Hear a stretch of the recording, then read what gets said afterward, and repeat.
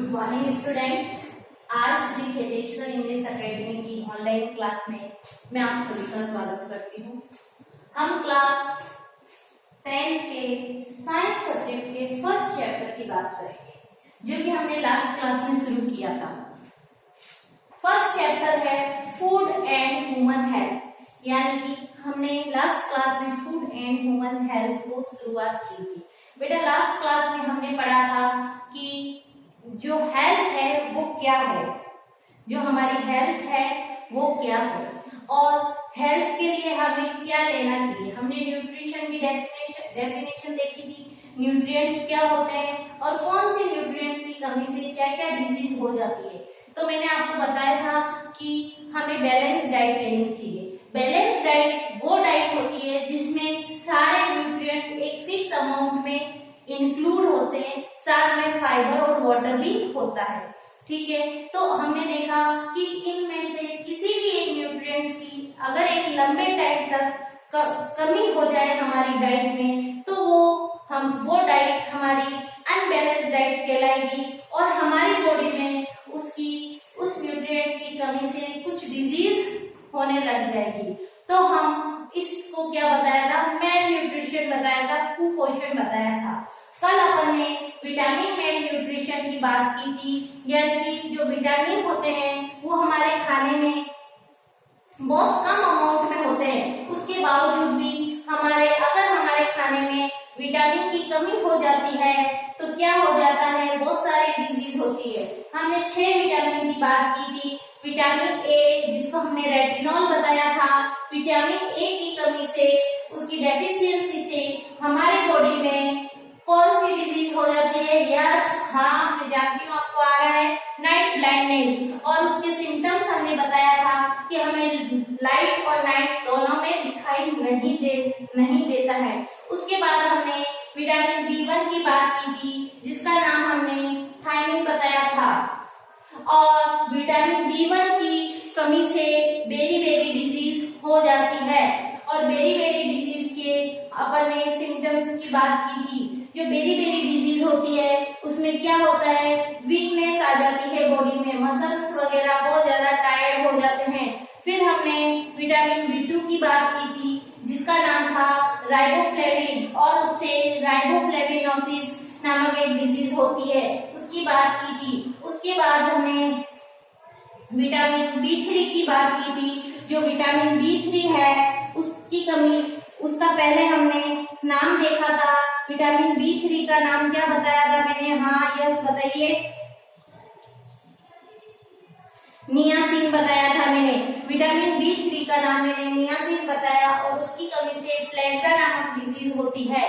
और फिर vitamin C की बात की थी।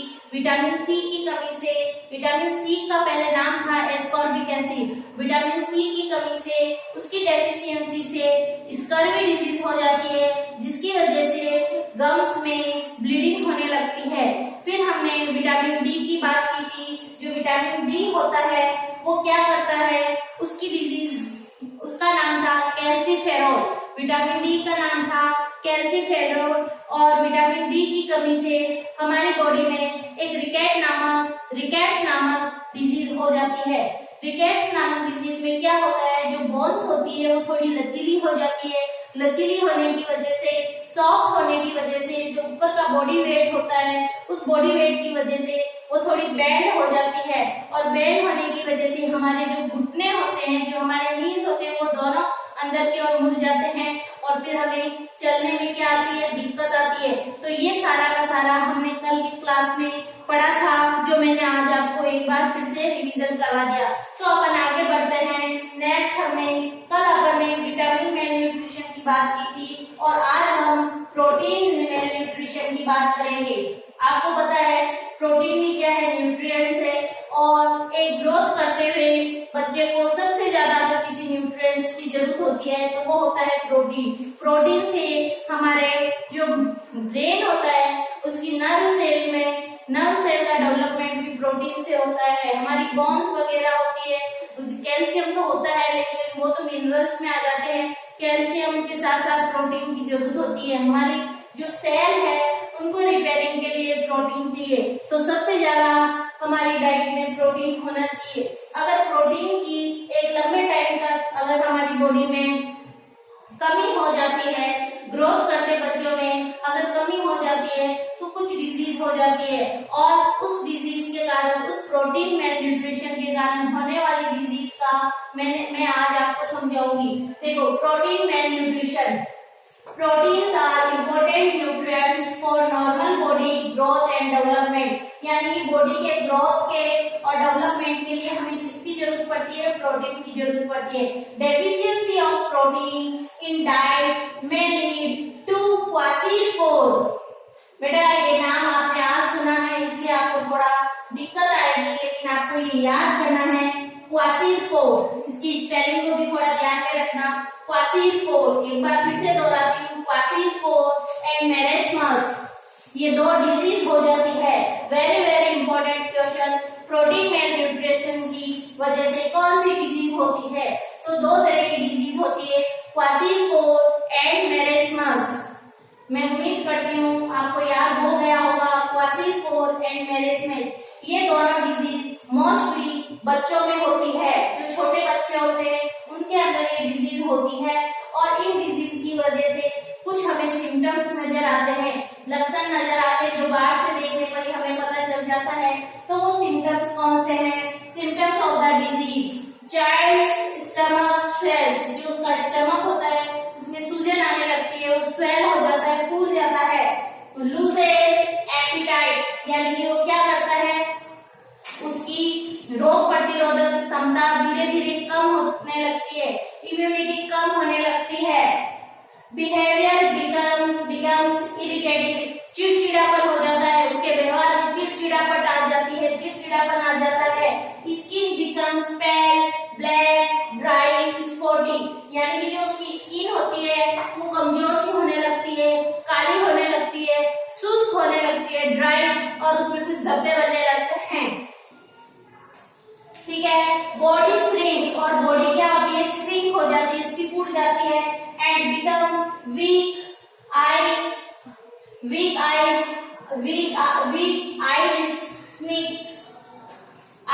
sinks deep and become lusterless, यानी कि उस बॉडी में क्या आती है?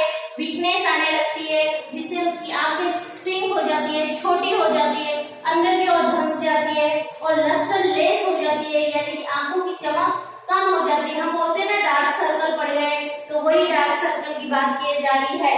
देखिए बेटा, मैंने आपको आज बताया है मेल न्यूट्रिशन, कौन सा? Protein mail nutrition. जो प्रोटीन मेल न्यूट्रिशन होता है वो प्रोटीन की डेफिशिएंसी की वजह से होता है। एक लंबे टाइम तक अगर हम अपनी डाइट में प्रोटीन को इंक्लूड नहीं करेंगे तो हमारा ग्रोथ एंड डेवलपमेंट रुक जाएगा।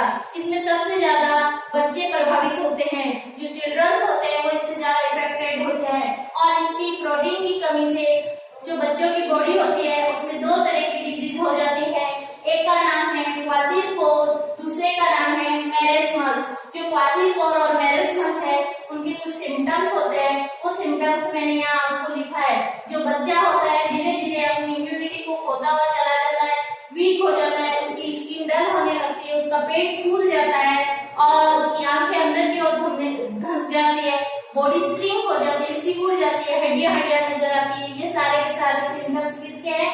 क्वाशीरकोर एंड मेरेस्मस। प्लीज बच्चों, आप इसको एक बार नोट डाउन कीजिए। फिर इसके बाद अपन नेक्स्ट मेल न्यूट्रिशन की बात करते हैं, इसको आप प्लीज नोट डाउन कीजिए।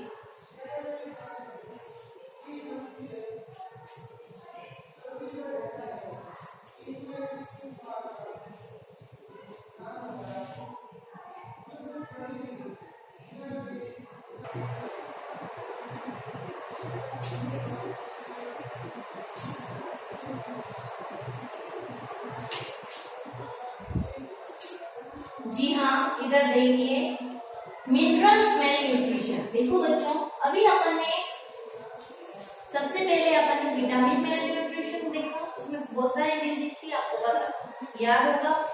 फिर हमने प्रोटीन मेल न्यूट्रिशन देखा, उसमें क्वाशीरकोर एंड मेरेस्मस था, और अब हम मिनरल्स मेल न्यूट्रिशन देखेंगे। Different types of minerals also play an important role in the functioning of the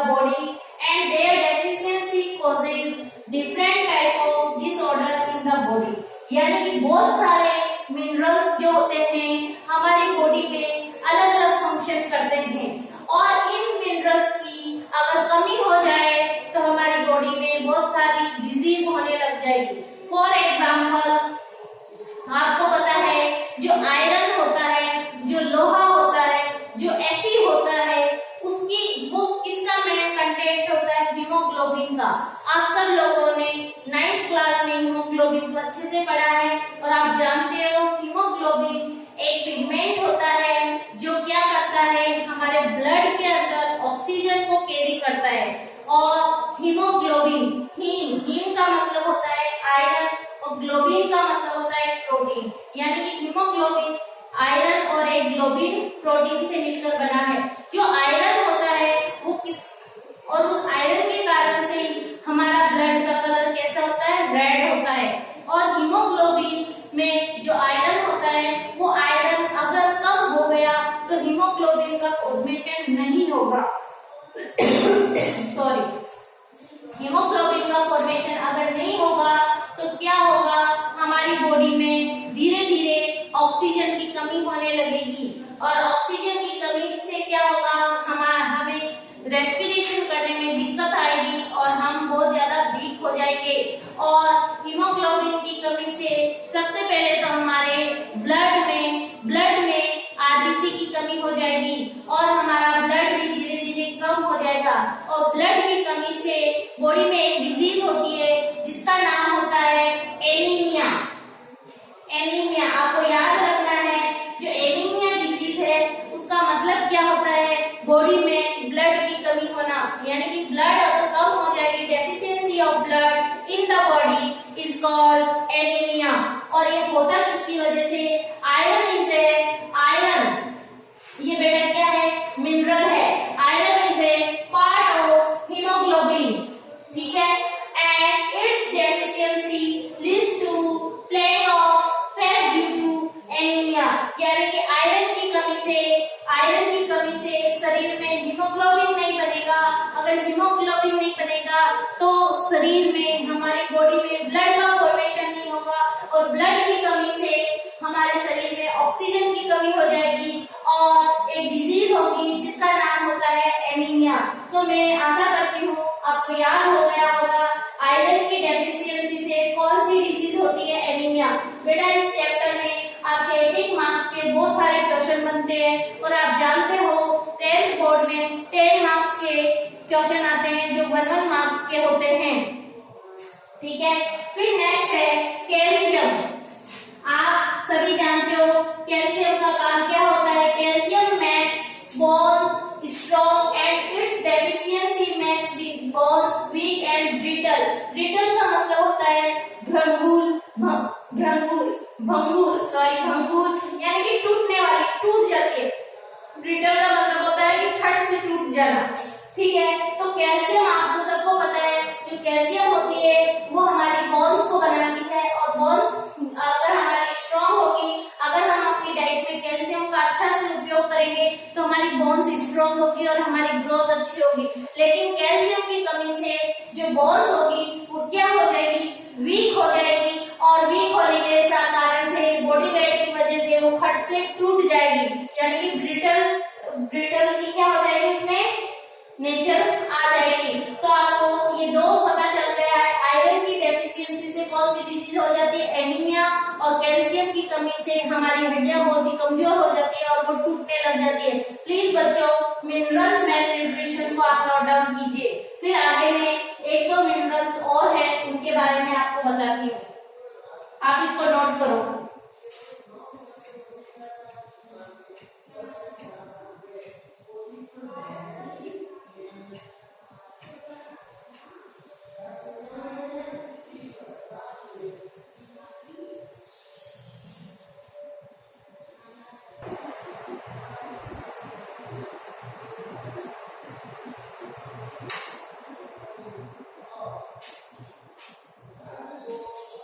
जी हाँ, इधर देखिए, देखो बेटा मैंने आपको एनीमिया बताया अभी, और एक मैंने कैल्शियम का बताया। बेटा एक बहुत ही इंपॉर्टेंट डिजीज का नाम है गोइटर डिजीज। बेटा गोइटर डिजीज होता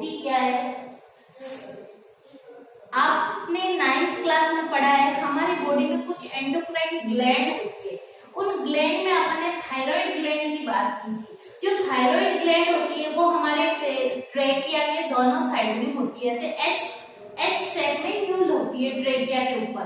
तो जो थायराइड ग्लैंड होती है उससे थायरोक्सिन हार्मोन सीक्रेट होता है, और थायरोक्सिन हार्मोन से हमारी बॉडी के अलग अलग फंक्शन होते हैं। लेकिन होता क्या है, जो आयोडीन होता है, अगर हमारे खाने में आयोडीन की कमी हो जाती है तो जो थायराइड ग्लैंड होती है वो थायरोक्सिन हार्मोन का क्या करेगी, कम सीक्रेशन करेगी। क्या करेगी, कम सीक्रेशन करेगी, और हमारी बॉडी को थायरोक्सिन हार्मोन की ज्यादा जरूरत होती है। तो जो थायराइड ग्लैंड होती है वो अपनी साइज को बड़ा कर लेती है ताकि ज्यादा से ज्यादा क्या हो, थायरोक्सिन हार्मोन बने। और आयोडीन की कमी से थायराइड ग्लैंड में थायरोक्सिन हार्मोन की कमी की वजह से थायराइड ग्लैंड अपनी साइज को बड़ा कर लेती है, जिससे हमारा गला सूज के लटकने लगता है, बहुत बड़ा सूज जाता है, जिसकी वजह से क्या होता है, गोइटर डिजीज हो जाती है। यानी कि आयोडीन की डेफिशिएंसी की वजह से गले का फूलना, यानी कि थायराइड ग्लैंड का फूलना ही क्या कहलाता है, गोइटर डिजीज कहलाता है। Deficiency disease cause due to lack of iodine in diet. अगर हमारी डाइट में आयोडीन की कमी हो जाएगी तो हमें कौन सी डिजीज हो जाएगी, गोइटर डिजीज हो जाएगी। The disease is characterized by swollen neck because thyroid gland slows down। यानी कि थायराइड ग्लैंड की फूलने की वजह से, स्वेलिंग होने की वजह से हमारी जो नेक होगी वो भी स्वेलिंग हो जाएगी, उसमें भी स्वेलिंग आ जाएगी और वो फूल जाएगी, और ये डिजीज क्या कहलाती है, गोइटर डिजीज कहलाती है। तो आपको अच्छे से लर्न हो गया होगा कि जो आयोडीन है उसकी कमी से गोइटर डिजीज होती है। फिर बेटा हम बात करेंगे वाटर। इस चैप्टर में आपको मैंने पहले ही बताया था कि हमारी डाइट में न्यूट्रिशन के साथ में वाटर भी होना बहुत जरूरी है। अगर हम, आपने देखा होगा कि जो ह्यूमन बॉडी है उसमें 70% क्या होता है, वाटर होता है। अगर हमारी बॉडी में वाटर की कमी हो जाएगी तो हमें डिहाइड्रेशन होगा, जिससे हमारी मेटाबॉलिक रेट कम हो जाएगी और हमारी बॉडी के बहुत सारे फंक्शन क्या होंगे, धीरे धीरे खत्म हो जाएंगे। तो वाटर भी कैसा होना चाहिए, अच्छा होना चाहिए। एक वाटर ऐसा होता है जो शुद्ध होता है, जिसका यूज हम पीने के लिए करते हैं। दूसरा होता है कंटेमिनेटेड वाटर, यानी कि दूषित प्रदूषित जल, और उस प्रदूषित जल और दूषित जल को अगर हम पी लेते हैं या अपनी बॉडी में यहाँ पर उसको यूज कर लेते हैं तो हमारी बॉडी में अलग अलग डिजीज होने लगती है। इस कारण से मैंने यहाँ पर लिखा है वाटर बॉर्न डिजीज, यानी कि प्रदूषित पानी से होने वाली, पानी की वजह से होने वाली, कंटेमिनेटेड वाटर की वजह से होने वाली डिजीज का क्या नाम है, वाटर बॉर्न डिजीज। आपने सुना होगा कि जो हैजा और कोलेरा, कोलेरा यानी हैजा ही होता है, जो हैजा होता है, और जो डायरिया होता है, diarrhoea, cholera and diarrhoea.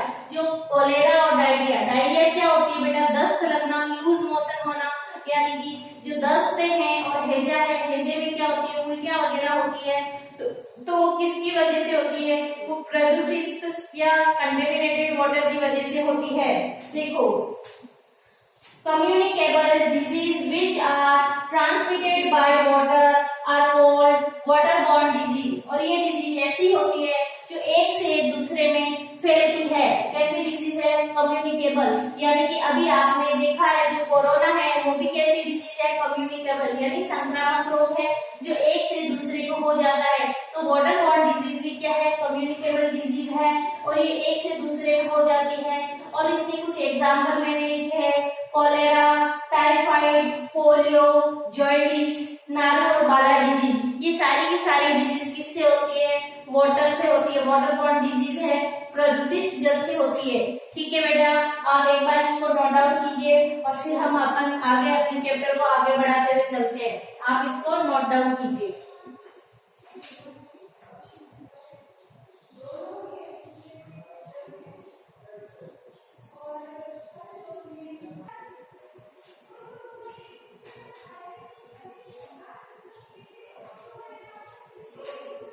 Yes बच्चों, इधर देखिए।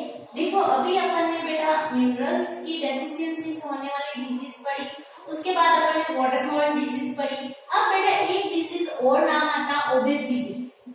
ओबेसिटी मीन्स होता है मोटापा, है ना। अपन बोलते हैं ना बहुत ज्यादा मोटा है,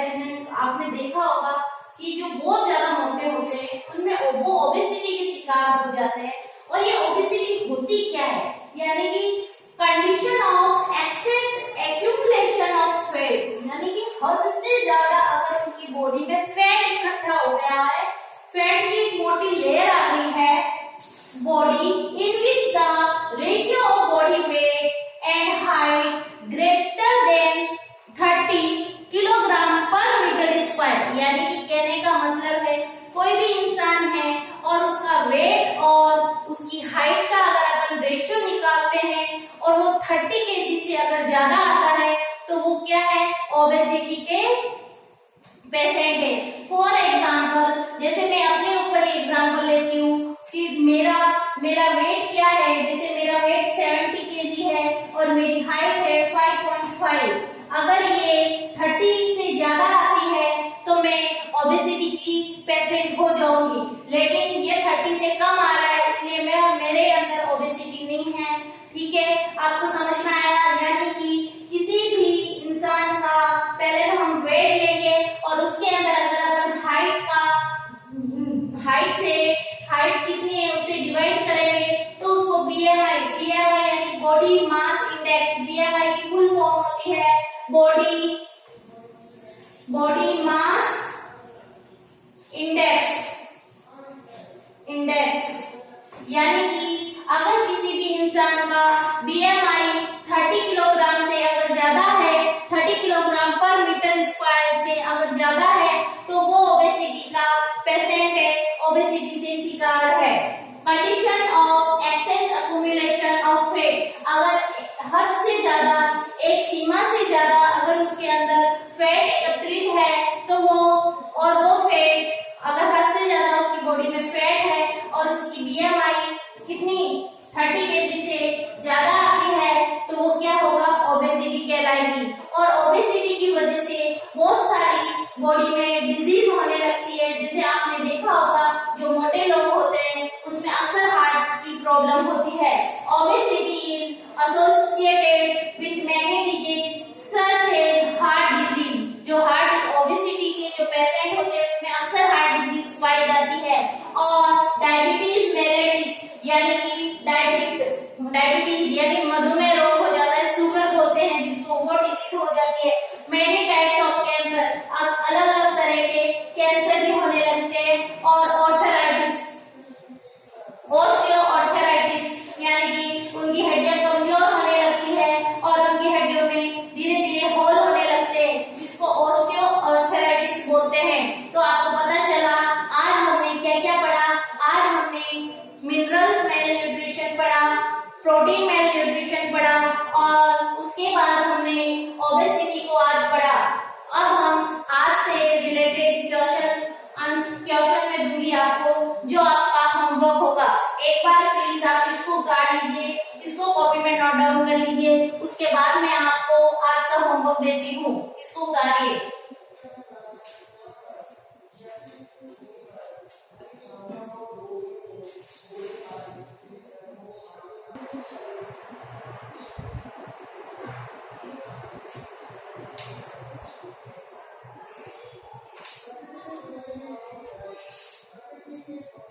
देखो बेटा, आज अपन ने जो पढ़ा है, सबसे पहले मैंने आपको प्रोटीन मेल न्यूट्रिशन पढ़ाया था। उसमें अपन ने बात की थी कि प्रोटीन की डेफिशिएंसी की वजह से हमारी बॉडी में दो तरह की डिजीज हो जाती है जो मोस्टली बच्चों में होती है। एक का नाम हमने बताया था क्वासीको और दूसरे का बताया था मेरेस्मेस, और उसके कुछ सिम्टम्स बताए थे। सिम्टम्स में क्या है, पेट फूल जाता है, वीकनेस आ जाती है, आंखें अंदर धंस जाती है, शरीर से टूट जाता है, ये सारी अपन ने उसमें बात की थी। फिर मैंने प्रोटीन मेल न्यूट्रिशन के बाद में मैंने आपको मिनरल मेल न्यूट्रिशन की बात की थी कि मिनरल्स भी हमारी बॉडी में बहुत इंपॉर्टेंट काम करते हैं। उसमें सोडियम हो गया, फास्फोरस हो गया, आयरन हो गया, कैल्शियम हो गया, आयोडीन हो गया, मैग्नीशियम हम में नहीं होता है, फास्फोरस हो गया। ये सारे के सारे जो मिनरल्स होते हैं वो क्या करते हैं, हमारी बॉडी में अलग अलग काम करते हैं। और इनकी थोड़ी सी या एक लंबे समय तक इनकी कमी हो जाती है तो हमारी बॉडी में बहुत सारी डिजीज हो जाती है। जैसे मैंने आयोडीन से होने वाली डिजीज का नाम बताया था, गोइटर। आयरन की कमी से एनीमिया डिजीज हो जाती है, और कैल्शियम की वजह से हमारी हड्डियां क्या हो जाती है, कमजोर हो जाती है। उसी तरह हमने फिर बात की थी वाटर बॉर्न डिजीज यानी कि कंटेमिनेटेड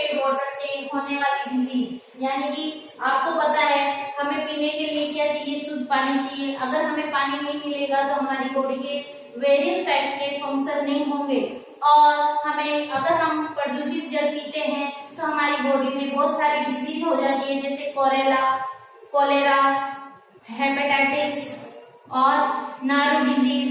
ठीक है, वो सारी डिजीज है जो हमें हो जाती है। और उसके बाद हमने बात की थी ओबेसिटी की। ओबेसिटी में क्या होता है, एक हद से ज्यादा बॉडी में फैट्स का इकट्ठा होना क्या कहलाता है, ओबेसिटी। यानी कि इस फैट में भी क्या होता है, जिस इंसान की बीएमआई होती है, जो इंसान ओबेसिटी का शिकार होता है उसकी बीएमआई 30 किलोग्राम पर मीटर स्क्वायर से ज्यादा होती है। यानी कि ऊपर बीएमआई का मतलब होता है बॉडी मास इंडेक्स, यानी कि बॉडी का जो वेट है वो कितना है और उसमें अपन किससे डिवाइड करेंगे, उसकी हाइट से। तो वो 30 से ज्यादा नहीं होना चाहिए। अगर 30 से ज्यादा होता है तो बीएमआई वो ओबेसिटी का शिकार हो जाएगा। उसके बाद हमने क्या बात की थी, उसके बाद मैंने आपको आज का होमवर्क दिया है। सिर्फ मैंने 3 क्वेश्चन दिए हैं, उसमें से पहला क्वेश्चन है नेम 2 वाटर बॉर्न डिजीज। आपको 2 वाटर बॉर्न डिजीज के नाम लिखने हैं। उसके बाद मैंने लिखा how do protein deficiency disease affect human body, यानी कि ह्यूमन बॉडी में अगर प्रोटीन की डेफिशिएंसी हो जाती है तो कैसे अफेक्ट करती है। आपको इसमें दोनों डिजीज के बारे में लिखना है, क्वासिलकोर और मेरिस्मिस। नेक्स्ट मैंने लिखा है what is the main and common cause of obesity. Obesity होने का मेन रीजन क्या है, ओबेसिटी का होने का मेन रीजन है इनबैलेंस डाइट और इनबैलेंस ह्यूमन एक्टिविटीज। इनकी वजह से ही क्या होता है, ओबेसिटी होती है। तो मैं आशा करती हूँ आज मैंने आपको जो पढ़ाया वो आपको समझ में आया होगा। अगर कोई भी डाउट हो तो आप मुझसे पूछ सकते हो। ये क्वेश्चन नोट डाउन कीजिए और ये आप होमवर्क कीजिए घर बैठ के। ठीक है, thank you class, thank you बच्चों।